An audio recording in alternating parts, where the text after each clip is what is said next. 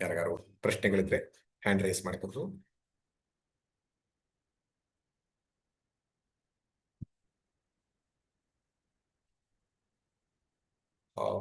YouTube ಅಲ್ಲಿ ಯಾವ್ದಾದ್ರು ಪ್ರಶ್ನೆಗಳಿದ್ರು ಕೂಡ ಕೇಳಬಹುದು. ಪ್ರದೀಪ್ ಜಿ ಅವರಿಗೆ ಹ್ಯಾಂಡ್ ರೈಸ್ ಮಾಡೋ ಅವಕಾಶ ಇದೆಯಾ? ಓಕೆ, ಗಾಯತ್ರಿನವರು ಹ್ಯಾಂಡ್ ರೈಸ್ ಮಾಡಿದರೆ ಪರಿಚಯ ಮಾಡ್ಕೊಂಡ್ಬಿಟ್ಟು ಪ್ರಶ್ನೆಯನ್ನು ಕೇಳಿ.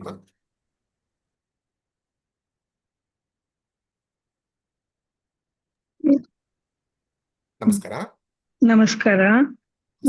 ನನ್ನ ಹೆಸರು ಗಾಯತ್ರಿ ಸೋಗಲ್ ಅಂತ. ನಾನು ನಿಮ್ದು ಇನ್ನೂ ಒಂದೆರಡು ಮೊದಲು ಹಿಂದೆ 2 ವರ್ಷದ ಹಿಂದೆನೋ ಏನೋ ಅಟೆಂಡ್ ಮಾಡಿದ್ದೆ. ಈಗ ಮತ್ತೆ ಇದಕ್ಕೆ ಮತ್ತೆ ಬಂದಿದ್ದೀನಿ. ನಾನು ಸಂಸ್ಕೃತ ಶೃಂಗೇರಿ ಸುರ ಸರಸ್ವತಿ ಸಭಾದು ತುರಿಯ ಪರೀಕ್ಷೆ ಮೊನ್ನೆ ಮುಗೀತು. ಈಗ ಪ್ರವೇಶ ಮಾಡ್ತಾ ಇದ್ದೀನಿ.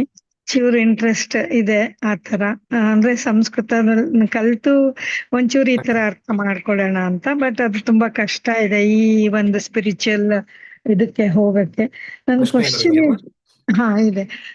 ಕ್ವಶನ್ ಏನು ಅಂದ್ರೆ, ನಾವೀಗ ಈ ತರ ಇದನ್ನ ಕೇಳ್ತೀವಿ. ಈಗ ನನಗ್ ವಯಸ್ಸಾಯ್ತು, ಆದ್ರೂ ಅಂದ್ರೆ ಈಗ ನಾವು ಲೇಟ್ ಆಯ್ತು ಅಂತಾನು ಒಂದ್ ಅನ್ಸುತ್ತೆ ಒಂದು ಕಡೆ. ಇನ್ನೊಂದ್ ಕಡೆಗೆ ನಮ್ಗೆ ಆ ಒಂದು ಇದನ್ನೆಲ್ಲ ಬಿಟ್ಟು ಈ ಸಂಸಾರದ್ದು ಅಂದ್ರೆ ಪೂರ್ತಿ ನಾವು ಆತರ ಆ ಒಂದು ಲೆವೆಲ್ಗೆ ಹೋಗೋದು ಕಷ್ಟನಾ ಅನ್ನೋ ತರ ಫೀಲ್ ಆಗತ್ತೆ. ಆ ಅಹಂ ಬ್ರಹ್ಮಾಸ್ಮಿನೋ ಅಥವಾ ಅದು ಏನ್ ನಾರ್ಮಲ್, ಅದು ಅಷ್ಟೆಲ್ಲ ಬೇಡ. ಈಗೇನೋ ಒಂದು ಹಿಡ್ಕೊಂಡಾಗ ಅದನ್ನ ಬಿಟ್ಟು ಬೇರೆ ಏನೋ ಮಾಡ್ಬೇಕು ಅಂದಾಗ ಅದು ಆಗೋದೇ ಇಲ್ಲ. ಆತರ ಆದಾಗ ನಾವೇನ್ ಮಾಡ್ಬೇಕು ಅಂತ ಗಾಯತ್ರಿ ಅವ್ರ ಪ್ರಶ್ನೆ ತುಂಬಾ ಸೂಕ್ತವಾಗಿರೋದು, ಎಲ್ಲರಿಗೂ ಕೂಡ ಪ್ರಸ್ತುತ ಅನ್ಸುತ್ತೆ. ಇವಾಗ ಸ್ವಲ್ಪ ಲೇಟ್ ಆಗಿ ಶುರು ಮಾಡೋದು, ಖಂಡಿತವಾಗ್ಲೂ ಹೌದು, ಯಾವ ಒಂದು ಪ್ರಶ್ನೆನೂ ಇಲ್ಲ ಅಂತ ಹೇಳಲ್ಲ. But better late than never. ನಾವು ಯಾವುದೋ ಕಾಲದಲ್ಲಿ ಮಾಡದೇ ಇರೋದಕ್ಕಿಂತ ಈಗಲೂ ಮಾಡಿದ್ವಲ್ಲ, ಮೊಟ್ಟ ಮೊದಲು ಅಪ್ರಿಶಿಯೇಟ್ ಮಾಡ್ಕೊಳ್ಳಿ. ನಿಮ್ಮ ಬೆನ್ನು ನೀವೇ ತಟ್ಕೊಳ್ಳಿ, ಶುರು ಮಾಡಿದೀವಿ.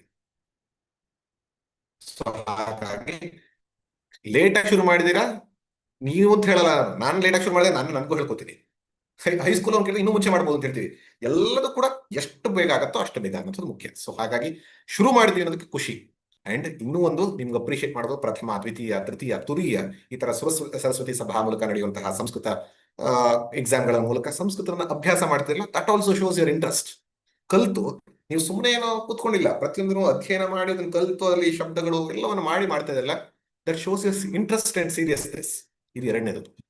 ಹಾಗಾದ್ರೆ ಮಾಡಕ್ಕಾಗತ್ತಾ? ಆಗತ್ತೆ. ಕಷ್ಟನಾ? ಎಸ್, ಕಷ್ಟ ಹೌದು, ಸಾಧ್ಯ ಹೌದು. ಕಷ್ಟ ಸಾಧ್ಯ. ಈಗ ನಿಮ್ಗೆ ಇದು ಕಷ್ಟ ಅಂತ ಅನಿಸ್ತಾ ಇದೆ, ನೀವೇ ಯೋಚನೆ ಮಾಡಿ. ನಿಮ್ಮ ಮಗನೋ ಮೊಮ್ಮಗಳು ಯಾರು ಇರ್ತಾರೋ ಅವರು 10ನೇ ಕ್ಲಾಸ್ನಲ್ಲಿ ಮ್ಯಾಥ್ಸ್ ಕಷ್ಟ ಅಜ್ಜಿ, ನನಗೆ ಯಾಕೋ ಇದೊಂದು ಕಷ್ಟ ಅನಿಸ್ತಾ ಇದೆ, ಬೇಡ ಇದೊಂದನ್ನು ಬಿಟ್ಟು ಬಿಡ್ತೀನಿ, ನಾನು ಬೇರೆದಲ್ಲಿ ಪಾಸ್ ಆಗ್ತೀನಿ ಅಂದ್ರೆ ನೀವೇನಂತೀರಾ? ಇಲ್ಲ ಮಗು, ಖಂಡಿತ ಹಿಂಗೆಲ್ಲ ಅನ್ಬಾರ್ದು, ಪ್ರಾಕ್ಟೀಸ್ ಮಾಡಿ. ಯಾವುದು ಕಷ್ಟನೋ ಅದನ್ನ ಹೆಚ್ಚು ಪ್ರಾಕ್ಟೀಸ್ ಮಾಡು ಅಂತೀರ, ಹೌದಲ್ಲ? ಹಾಗಾದ್ರೆ ನಮ್ಮ ಜೀವನದಲ್ಲಿ ಯಾವುದು ಕಷ್ಟ ಆಗುತ್ತೋ ಅದು ಹೆಚ್ಚು, ನಿಮ್ಗೆ ಯಾವುದು ಸುಲಭವಾಗಿ ಸಿಗುತ್ತೋ ಅದರಿಂದ ಫಲ ನಿಮ್ಗೆ ಕಡಿಮೆನೇ ಇರುತ್ತೆ. ಯಾವುದು ಕಷ್ಟದಿಂದ ಮಾಡ್ತಿರೋ ಅದಕ್ಕೆ ಫಲ ಜಾಸ್ತಿನೇ ಬರುತ್ತೆ, ಹೌದಲ್ವಾ? ನೀವೇ ಯೋಚನೆ ಮಾಡಿ. ನೀವು ಸಣ್ಣ ಕೆಲಸಕ್ಕೆ ಬರೋಕ್ಕೂ ಅತಿ ಹೆಚ್ಚು ಕಷ್ಟಪಟ್ಟಾಗ ಬಂದ ಒಂದು ರಿಸಲ್ಟ್ಗೂ ವ್ಯತ್ಯಾಸ ಇರುತ್ತೆ. ಅದೆಲ್ಲದಕ್ಕಿಂತ ಅಂದಾಗ ಮುಖ್ಯವಾಗಿ ಏನೋ ಸಾಧಾರಣವಾಗಿ ಸ್ವಲ್ಪ ಮಟ್ಟಿಗೆ ಅಹಂ ಬ್ರಹ್ಮಾಸ್ಮಿ ಈಗ ಆಗತ್ತಾ? ಸಂಸಾರದ ಮಧ್ಯದಲ್ಲಿ ಆಗತ್ತಾ? ಸಂಸಾರದ ಮಧ್ಯದಲ್ಲೇ ಆಗತ್ತೆ. ಸಂಸಾರ ಬಿಟ್ಟು ಹೋಗಕ್ಕೆ ಎಲ್ಲಿಗಾಗತ್ತೆ? ಯಾವ ಶೃಂಗೇರಿ ಸಂಸ್ಥಾನದಲ್ಲಿರುವಂತ ಗುರುಗಳು ಕೂಡ ಆ ಮಠದ ಸಂಸಾರ ಮತ್ತು ಭಕ್ತರ ಸಂಸಾರದಲ್ಲಿ ಇರೋದೆ. ಸಂಸಾರ ಬಿಟ್ಟು ಎಲ್ಲೂ ಹೋಗೋದಕ್ಕಾಗಲ್ಲ, ಸಂಸಾರದ ಮಧ್ಯದಲ್ಲೇ ಮಾಡಬೇಕು. ಅದನ್ನೇ ನಾವು ಕೃಷ್ಣ ಗೀತೆಯಲ್ಲಿ ಹೇಳಿದ್ದು.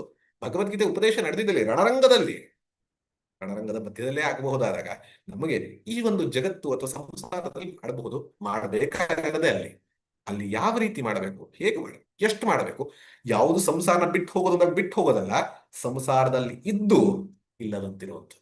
ಈಗ ವೆಂಕಟೇಶ್ ಮೂರ್ತಿ ಅಂತ ರೀಸೆಂಟ್ ಆಗಿ 1-2-3 ತಿಂಗಳ ಹಿಂದೆ ಒಬ್ರು ಮಹಾಕವಿಗಳು ಕನ್ನಡದಲ್ಲೇ ತೀರೋದಲ್ಲ, ಅವರು ಬರೆದಿದ್ದಾರೆ, ಇದ್ದು ಇರದಂತಿರಬೇಕು ಅಂತ ಕವನವನ್ನ. ಅದ್ಭುತವಾಗಿದೆ.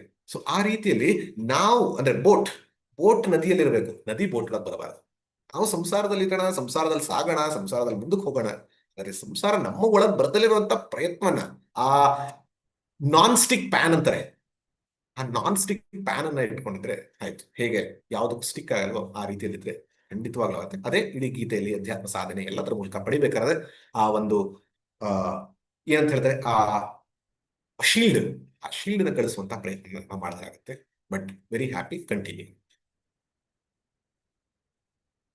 ರಾಜೇಶ್ವರಿ ಅವರು, ಸರ್ ನಮಸ್ಕಾರ ಸರ್. ನಮಸ್ಕಾರ. ತುಂಬಾ ಚೆನ್ನಾಗಿ ಹೇಳ್ತಿದ್ದೀರಾ. ನಂಗೆ ಚಿಕ್ಕ ವಯಸ್ಸಿನಿಂದಲೇ ಶಂಕರಾಚಾರ್ಯರಂದ್ರೆ ತುಂಬಾ ಇಷ್ಟ. ಫಸ್ಟ್ ಟೈಮ್ ನಿಮ್ದು ಇದಕ್ಕೆ ಜಾಯಿನ್ ಆಗಿದ್ದೀನಿ. ನನ್ ಅಂದ್ರೆ ಭವಶಂಕರ ದೇಶಿಕ ಮೇ ಶರಣವನ್ನು ವರ್ಡ್ ಬೈ ವರ್ಡ್ ನಂಗೆ ಮೀನಿಂಗ್ಸ್ ಬೇಕು sir. Word by word meaning. ಭವಶಂಕರ ಹಾ, ಓಕೆ. ಈಗ ಭವಶಂಕರ ದೇಶಿಕ ಮೇ ಶರಣಂಗೆ ವರ್ಡ್ ಬೈ ವರ್ಡ್ ಮೀನಿಂಗ್. ಮೇ ನಾನು ಅಥವಾ ನನಗೆ, ಶರಣಂ ಶರಣಾಗತಿ ಸ್ಥಾನವಾಗಲಿ, ಭವ ನನಗೆ ಶರಣಾಗತಿಯ ಸ್ಥಾನವಾಗಲಿ. ಯಾರು? ಭವ ಆಗಲಿ ಅನ್ನುವಂಥದ್ದು. ಶಂಕರ ದೇಶಿಕ, ಶಂಕರ ಅಂದ್ರೆ ಶಂಕರೋತಿ, ದೇಶಿಕ ಅಂದಾಗ ಉಪದೇಶತಿ ಇತಿ, ಅಂದ್ರೆ ಶಂಕರಾಚಾರ್ಯರು ನನಗೆ ಈ ಶರಣಾಗತಿಯ ಸ್ಥಾನವಾಗಲಿ ಅನ್ನುವಂಥದ್ದು ಬೇಸಿಕ್ ಮೀನಿಂಗ್. ಇಲ್ಲಿ ಭವಶಂಕರವನ್ನ ಈಗ ಹಿಂದಿನವ್ರು ಹೇಳಕ್ಕೆ ಸಂಸ್ಕೃತದಲ್ಲಿ ಬೇಕು ಅಂದ್ರೆ ಭವಾಯ ಶಂಕರಾಯ ಅಂತ ತಗೋಬಹುದು. ಭವಾಯ ಶಂಕರ ಭವಶಂಕರ, ಭವಸ್ಯ ಶಂಕರ ಭವಶಂಕರ, ಈ ರೀತಿ ಹಲವಾರು ರೀತಿಯಲ್ಲಿ ನಿರೂಪಣೆ ನಿರ್ದೇಶನಗಳನ್ನು ಮಾಡಬಹುದು. ಬಟ್ ಮುಖ್ಯವಾಗೇನು, ನನಗೆ ಶಂಕರಾಚಾರ್ಯರು ಇರ್ತಾ ಇರೋದು ನಾವೆಲ್ಲರೂ ಕೂಡ, ನನಗೆ ಶಂಕರಾಚಾರ್ಯರು ಒಂದು ಆ ವ್ಯಕ್ತಿ ಅಷ್ಟೇ ಅಲ್ಲ, ಇಡೀ ಪರಂಪರೆ, ಇಡೀ ಜ್ಞಾನ ಪರಂಪರೆ ನನಗೆ ಆಶ್ರಯವಾಗಲಿ, ಸ್ಥಾನವಾಗಲಿ, ನನಗೆ ಶರಣಾಗತಿಯ ಸ್ಥಾನವಾಗಲಿ ಅನ್ನುವಂಥದ್ದು ಬೇಸಿಕ್ಲಿ.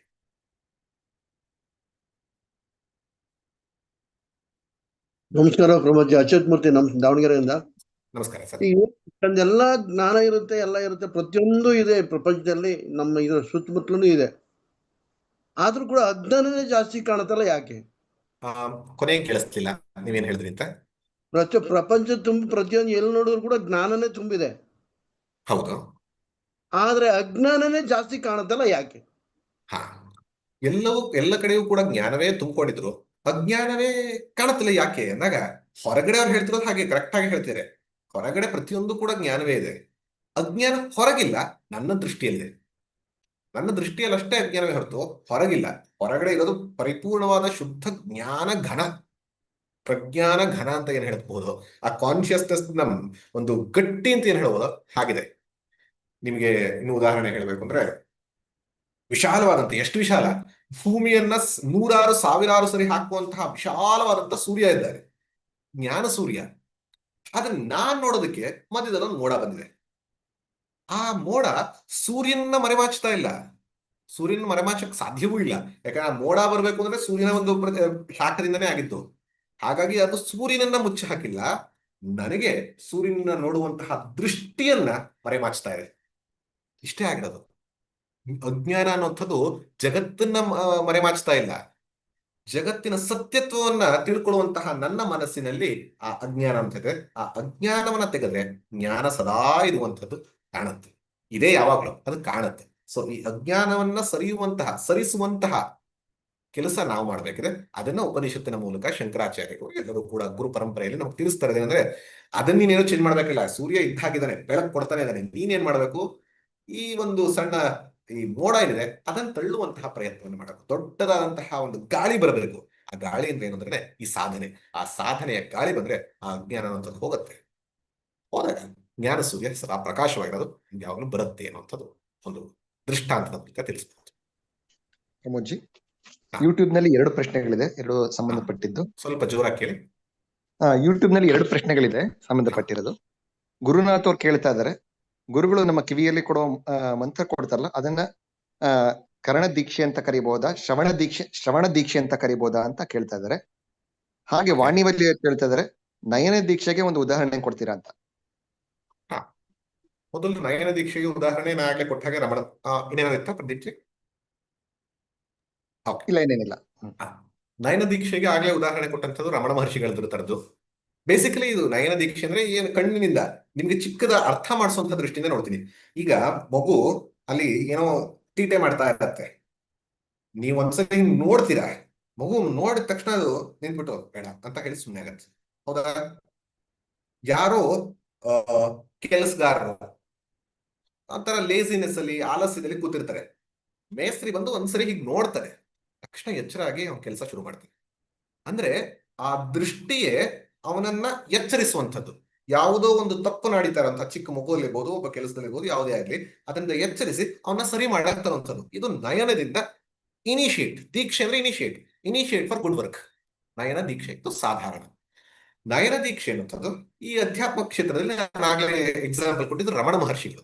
ರಮಣ ಮಹರ್ಷಿಗಳ ಹತ್ರ ಹಲವಾರು ಜನ ಹೋಗ್ತಿದ್ರು, ಹಲವಾರು ಸಂಶಯಗಳನ್ನು ತಗೊಂಡು ಹೋಗ್ತಿದ್ರು ಅಂತ ನಾವು ಅವರ conversations with Ramana, day to day with Ramana ಇಂಥದ್ರಲ್ಲಿ ನೋಡಿದೀವಿ. ಆದ್ರೆ ಅವ್ರು ಏನ್ ಮಾಡ್ತಿದ್ರು, ಕೂತ್ಕೋತಿದ್ರು, ರಮಣ ಮಹರ್ಷಿಗಳು ದಿಟ್ಟಿಸಿ ನೋಡ್ತಾ ಇರ್ತಿದ್ರು. ದಿಟ್ಟಿಸಿ ನೋಡ್ತಾ ಇದ್ದಾಗ ಹಲವಾರು ಜನ ಹೇಳ್ತಿದ್ದಿತ್ತು ಅವರ ಒಂದು ಎಕ್ಸ್ಪೀರಿಯನ್ಸ್ಗಳು. ನಾನು ಹೇಳೋದಕ್ಕಾಗಲ್ಲ, ಅವರ ಎಕ್ಸ್ಪೀರಿಯನ್ಸ್ಗಳು. ಆ ದೃಷ್ಟಿಯಲ್ಲೇ ನನಗೆ ಹಲವಾರು ವಿಚಾರಗಳು ಕ್ಲಾರಿಟಿ ಆಗ್ತಾ ಹೋಯ್ತು. ಆ ದೃಷ್ಟಿಯಲ್ಲಿ ನನ್ನ ಮನಸ್ಸಲ್ಲಿದ್ದಂತ ಆತ್ಮಜ್ಞಾನ ಬಂತು ಅಲ್ಲ, ಯಾವ್ಯಾವ್ದೋ ಸಂಶಯಗಳು ಅಥವಾ ಏನೋ ನಾವು ಕಷ್ಟಗಳೇನಿತ್ತೋ ಅದೆಲ್ಲವೂ ಕೂಡ ಆ ಕ್ಷಣದಲ್ಲಿ ಮರೆಮಾಚುವಂತೆ ಆಯ್ತು, ಹೋಗುವಂತ ಆಯ್ತು. ಇದು ನಯನ ದೀಕ್ಷೆ. ಈ ದೃಷ್ಟಿಯಲ್ಲಿ ಇನ್ನೂ ಹಲವಾರು ಜನರಿಗೆ ಆಗಿರಬಹುದು. ಇನ್ನು ಇನ್ನೊಬ್ಬರು ಪ್ರಶ್ನೆ ಕೇಳಿದಂಥದ್ದು ಮಂತ್ರ ದೀಕ್ಷೆ ಕೊಡುವಂಥದ್ದು. ಮಂತ್ರ ದೀಕ್ಷೆ ಕರ್ಣ ದೀಕ್ಷೆ ಅಂತ ಖಂಡಿತವಾಗ್ಲೂ ಅನಿಸ್ಬೋದು. ಯಾಕಂದ್ರೆ ಸ್ತೋತ್ರ ಶ್ರವಣವನ್ನ ಉಪಯೋಗಿಸುವಂಥದ್ದು ಕರ್ಣ ದೀಕ್ಷೆ ಅಂತ ಉಪಯೋಗಿಸ್ಬೋದು. ಅದು ಮಂತ್ರ ದೀಕ್ಷೆ ಖಂಡಿತ ಹೌದು. ಆ ಮಂತ್ರ ದೀಕ್ಷೆಯನ್ನು ಕೂಡ ನಾವು ಯಾವ ರೀತಿಯಲ್ಲಿ ಕರ್ಣದಲ್ಲಿ ಕೊಡಬೇಕು ಅಂದ್ರೆ ಅವ್ರು ಏನ್ ಮಾಡ್ತಾರೆ, ಫಸ್ಟ್ ಸಂಕಲ್ಪ ಮಾಡ್ತಾರೆ. ಸೊ ಮನಸ್ಸಿನಲ್ಲಿ ಫಸ್ಟ್ ಸ್ಮರಣ ಅವ್ರ ಮನಸ್ಸಲ್ಲಿ ಆಗತ್ತೆ. ಆಮೇಲೆ ಕರ್ಣವನ್ನ ಇಟ್ಕೊಂಡು ನಿಮ್ಮನ್ನ ದೃಷ್ಟಿಸಿ, ನಿಮಗೆ ಉಪದೇಶವನ್ನ ಕೊಡುವಾಗ ನಿಮ್ಮನ್ನ ದೃಷ್ಟಿಸಿ, ಆಮೇಲೆ ನಿಮಗೆ ಕೊಡುವಂತಹ ಪ್ರಕ್ರಿಯೆ ಮೇಲೆ ಹೋಗುತ್ತೆ, ನಿಮ್ಮನ್ನ ಸ್ಪರ್ಶಿಸಿ ಕೊಡುವಂಥದ್ದು. ಸೊ ಮಂತ್ರ ದೀಕ್ಷೆಯಲ್ಲಿ ಮೂರೂ ಸೇರಬಹುದು, ಡಿಪೆಂಡ್ಸ್ ಆನ್ ಗುರು ಅಂಡ್ ಶಿಷ್ಯ. ಸೊ ಹಾಗಾಗಿ ಮೂರು ಸೇರ್ಕೊಂಡ್ರು ಆಗತ್ತೆ ಅಂತ ಅನ್ಸುತ್ತೆ. ಹಾಗೆ ಇನ್ನೊಂದು ಪ್ರಶ್ನೆ ಯೂಟ್ಯೂಬ್ ನಲ್ಲಿದೆ. ನೀವು ಶರಣಂ ಅಂದ್ರೆ ಟ್ರಸ್ಟ್ ಬಟ್ ವೆರಿಫೈ ಅಂತ ಕೇಳಿದ್ರಿ, ಕೇಳಿಸ್ತಿದ್ಯಾ? ಹಾ, ಶರಣಂ ಅಂದ್ರೆ ಟ್ರಸ್ಟ್ ಬಟ್ ವೆರಿಫೈ ಅಂತ ಹೇಳಿದ್ರಿ. ಸೊ ನಾವ್ ಈ ತರ ವೆರಿಫೈ ಮಾಡಿದ್ರೆ ನಾವು ಗುರುವಿಗೆ ಅಗೌರವ ತೋರಿಸಿದ ಹಾಗಾಗಲ್ವಾ, ಗುರುವನ್ನ ಪರೀಕ್ಷೆ ಮಾಡಿದ ಹಾಗಲ್ವಾ ಅಂತ ಕೇಳ್ತಾ ಇದ್ದಾರೆ. ಖಂಡಿತ ಇಲ್ಲಿ ಅದೇ ತುಂಬಾ ಒಳ್ಳೆ ಪ್ರಶ್ನೆ. ಶರಣಂ ಅಂತ ಅಂದಾಗ ನಾವ್ ಏನಂತ ಹೇಳಿದ್ವಿ, trust pending verification, trust pending verification. ಹೀಗೆ ಮಾಡಿದ್ರೆ ಗುರುವಿನ ಸ್ವಲ್ಪ ಅಪನಂಬಿಕೆ ಅಂತ ಅನ್ಸತ್ತ ಅಂದ್ರೆ ಖಂಡಿತ ಅಲ್ಲ. ಯಾಕೆಂದ್ರೆ ಗುರು ಅವರೇ ಹೇಳೋದೇನಂತಂದ್ರೆ ನನ್ನ ನಂಬುಂತಲ್ಲ, ನಾನ್ ಹೇಳೋ ಮಾತು ಶಾಸ್ತ್ರದ್ದು, ಅದನ್ನ ನಂಬು ಅಂತ. ಶಾಸ್ತ್ರವನ್ನ ವೆರಿಫೈ ಮಾಡಬೇಕು. ಶಾಸ್ತ್ರವೇ ಹೇಳುತ್ತೆ, ಶಾಸ್ತ್ರವನ್ನ ಸುಮ್ಮನೆ ಒಪ್ಕೊಳ್ಬೇಡಿ, ಶಾಸ್ತ್ರವನ್ನ ವೆರಿಫೈ ಮಾಡಿ ಒಪ್ಪಿಕೊಳ್ಳಿ ಅಂತ. ಹಾಗಾಗಿ ಗುರುವು ಕೂಡ ಹಾಗೆ. ಆದ್ರೆ ಗುರುವಿನ ಹೀಗೆ ಅನ್ಕೊಂಡ್ರೆ ಸರಿಯಾಗತ್ತ ಅಂದಾಗ, ನಾವೇ ರಾಮಕೃಷ್ಣ ಪರಮಹಂಸರು ವಿವೇಕಾನಂದ ನೋಡ್ತೀವಿ. ವಿವೇಕಾನಂದ ರಾಮಕೃಷ್ಣ ಎಷ್ಟು ಪರೀಕ್ಷೆ ಮಾಡಿದ್ರು, ಅಪನಂಬಿಕೆ ಅಂತ ಬಿಟ್ರ ಇಲ್ಲ, ಇನ್ನೂ ಖುಷಿ ಪಟ್ರು. ಹಾಗಾಗಿ ನಾವು ಪರೀಕ್ಷಿಸೋದು ಅಂತಂದಾಗ ಯಾತಕ್ಕಾಗಿ ಪರೀಕ್ಷಿಸ್ತೀವಿ? ಪೆಂಡಿಂಗ್ ವೆರಿಫಿಕೇಶನ್ ಅಂದಾಗ I am not testing the guru, ನಾನು ಗುರುವಿನ ಪರೀಕ್ಷೆ ಮಾಡ್ತಾ ಇಲ್ಲ, ಗುರುವಿನ ಉಪದೇಶ ನನಗ್ ವರ್ಕ್ ಆಗತ್ತಂತ ಪರೀಕ್ಷೆ ಮಾಡ್ಕೋತಾ ಇದ್ದೀನಿ. ಅಂಡ್ ಪರೀಕ್ಷೆ ಮಾಡೋದಂದಾಗ ಏನೋ ನಾನು ಯಾವ್ದೋ ಒಂದು, ಈಗ ಗುರುಗಳೇನೋ ಹೇಳ್ತಾರೆ, ಗುರುಗಳು ಹೇಳಿದಾರಪ್ಪ ನಾನು ಏನು ಕೇಳಬಾರ್ದು ಅಂತ ಅನ್ಕೊಳ್ತೀನ, ಅಥವಾ ಗುರುಗಳ ಹತ್ರ ಹೋದಾಗ ನಾನು ಪ್ರಶ್ನೆ ಕೇಳ್ತೀಯ ನೀನು ಅಂತ ಅವ್ರಂತಾರ ಅಂತ ನಮ್ಗೆ ಪ್ರಶ್ನೆ ಬರುತ್ತೆ. ಆದ್ರೆ ನಾವು ಹೋಗಿ ಪ್ರಶ್ನೆ ಕೇಳೋದು ಯಾವ ರೀತಿ, ಗುರುಗಳೇ ನೀವು ಹಿಂಗ ಅನ್ಬಿಟ್ರಲ್ಲ ಸರಿಯಲ್ಲ, ಇದು ಅಪನಂಬಿಕೆ. ಗುರುಗಳ ಹತ್ರ ಹೋದಾಗ ಹೆಂಗ್ ಕೇಳಬೇಕು, ಅದನ್ನೇ ಪೆಂಡಿಂಗ್ ವೆರಿಫಿಕೇಶನ್. ಗುರುಗಳೇ ನೀವು ಹೇಳಿದ್ರಿ ಹೀಗೆ, ನನಗೆ ಈ ರೀತಿ ಅರ್ಥ ಆಯ್ತು, ಈ ರೀತಿ ಅರ್ಥ ಮಾಡ್ಕೊಂಡ್ರೆ ಯಾಕೋ ಹೊಂದುತ್ತಾ ಇಲ್ಲ, ಇದನ್ನ ಹೆಂಗ್ ಸರಿಯಾಗಿ ಅರ್ಥ ಮಾಡ್ಕೋಬೇಕು ಹೇಳ್ತೀರಾ?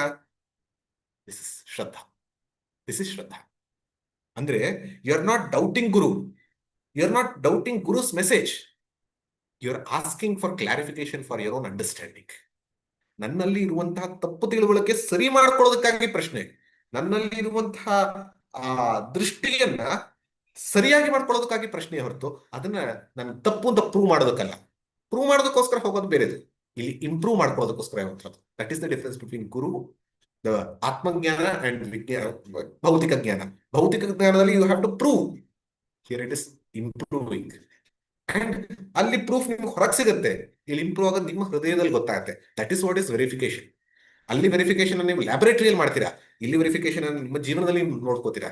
ಆ ಬೆಳವಣಿಗೆ ಆಗತ್ತಲ್ಲ, ವಿಕಾಸ ಆಗತ್ತಲ್ಲ, that is what is the pending verification. ಅಲ್ಲಿ ಕೊನೆಗೆ ಆತ್ಮಜ್ಞಾನವಾಗಿ ಮೋಕ್ಷ ಅನ್ನೋಂಥದ್ದು, ಮೋಕ್ಷ ಅನ್ನೋದು ಸತ್ತ ಮೇಲಲ್ಲ ಇಲ್ಲಿ. ಯಾಕಂದ್ರೆ ನಿಮ್ಗೆ ಮೋಕ್ಷ ಅನ್ನೋದು ಸತ್ತ ಮೇಲೆ ಅಂತಂದ್ರೆ ವೆರಿಫೈ ಮಾಡೋದಕ್ಕಾಗತ್ತಾ? ಜೀವನ ಎಲ್ಲ ಕಾಯ್ಕೊಂಡೇ ಇರಬೇಕು. ಅದಕ್ಕೆ ಶಂಕರರು ಹೇಳುವಂಥದ್ದು ಉಪನಿಷತ್ ದರ್ಶನ ಏನ್ ಹೇಳುತ್ತೆ, ಜೀವನ್ ಮುಕ್ತಿ. ಸತ್ತ ಮೇಲೆ ನಿಮ್ಗೆ ಮೋಕ್ಷ ಸಿಗುತ್ತೆ ಅಂದ್ರೆ ಯಾರು ಬಂದು ಕೇಳೋರು ಇದ್ದಾರೆ, ಯಾರು ಬಂದು ಹೇಳೋರಿದ್ದಾರೆ? ಇಲ್ಲಿ ಇದ್ದಾಗ, ಬದುಕಿದ್ದಾಗ ನೀನು ಜೀವನ್ಮುಕ್ತನಾಗಿ ಸ್ಥಿತಪ್ರಜ್ಞನಾಗಿ ಖಂಡಿತವಾಗ್ಲೂ ಇರಬಹುದು. ಇದನ್ನ ಒಪ್ಕೊಳ್ಳಿ with verification. You verify here. ಸತ್ತ ಮೇಲಾಗೋ ಮೋಕ್ಷ ಯಾರು ವೆರಿಫೈ ಮಾಡಲ್ಲ, ಜೀವಂತದಲ್ಲಿ ಇರುವಂತಹ ಮೋಕ್ಷನ ವೆರಿಫೈ ಮಾಡಬಹುದು. You try. ಶ್ರವಣ ಮನನ ನಿಧಿಧ್ಯಾಸನ ಚಿತ್ತಶುದ್ಧಿ ಸಾಧನ ಮಾಡಿ. ಯಾಕೆ ಸಿಗಲ್ಲ ನೀವು ನೋಡಿ, ಸಿಕ್ಲೇಬೇಕಲ್ಲ, ಬಿಕಾಸ್ ದಿಸ್ ನಿಮ್ಮ ಒಂದು ಪರಿಚಯ ನಿಮ್ಗೆ ಮಾಡ್ಕೊಟ್ರೆ ಆಗ್ಲೇಬೇಕಲ್ಲ. ಸೊ ಹಾಗಾಗಿ this is Shraddha with pending verification to understand clearly, not to question the guru or not to question the shastra, but to understand clearly. ಈ ದೃಷ್ಟಿಯಲ್ಲಿ ಮಾಡಿದ್ರೆ ಖಂಡಿತವಾಗ್ಲೂ ಗುರುವಿಗೆ ಅಪನಂಬಿಕೆಯೋ ದ್ರೋಹವೋ ಯಾವುದೂ ಅಲ್ಲ. ನೀವು ಈ ರೀತಿಯಲ್ಲಿ ಈ ದೃಷ್ಟಿಯಲ್ಲಿ ನೀವು ಮಾಡಿದ್ರೆ ಗುರುಗಳ ಹತ್ರ ನಾನು ನಿನ್ನ ಬರೀ ಇದುವರೆಗೂ ಶಿಷ್ಯ ಅಂತ ಕೊಡ್ದೆ, ಇವತ್ತು ನಿನ್ನ ಸತ್ ಶಿಷ್ಯನಾಗಿದೆಯಾ ಬಾ ಹತ್ರ ನೀನು ಚೆನ್ನಾಗಿ ಹೇಳ್ಕೊಡ್ತೀನಿ ಅಂತ ಹೇಳ್ಕೊಡ್ತಾರೆ. ಅಂಥವರೇ ಬೇಕಾಗಿರುತ್ತೆ ಗುರುಗಳಿಗೆ. Thank you. ಸಮಯ ಆಗಿದೆ ಪ್ರಮೋದ್ಜಿ. ಸಮಯ ಆಯ್ತು. ಸೊ ಎಲ್ಲರೂ ಕೂಡ ಮೊದಲನೇ ದಿನದ ಶಂಕರ ಶರಣಂ ಜ್ಞಾನ ಪ್ರಸಾದಮನಲ್ಲಿ ಶಂಕರರ ಒಂದು ನೇರ ವ್ಯಕ್ತಿತ್ವ ಅವರ ಶಿಷ್ಯನ ಮೂಲಕ ಹೇಗೆ ಬರುತ್ತೆ ಅಂತ ಒಂದು ಗ್ಲಿಮ್ಸ್ ನಷ್ಟೇ ನೋಡಿದ್ದೀವಿ. ನಾಳೆಯಿಂದ ವಿದಿತ ಅಖಿಲ ಶಾಸ್ತ್ರ ಸುಭಾಚಲತೆ ಇದನ್ನ ನೋಡೋಣ. ಎಲ್ಲರಿಗೂ ಧನ್ಯವಾದಗಳು. ನಾಳೆ ಹೋಗೋಣ. Pradeep G instructions.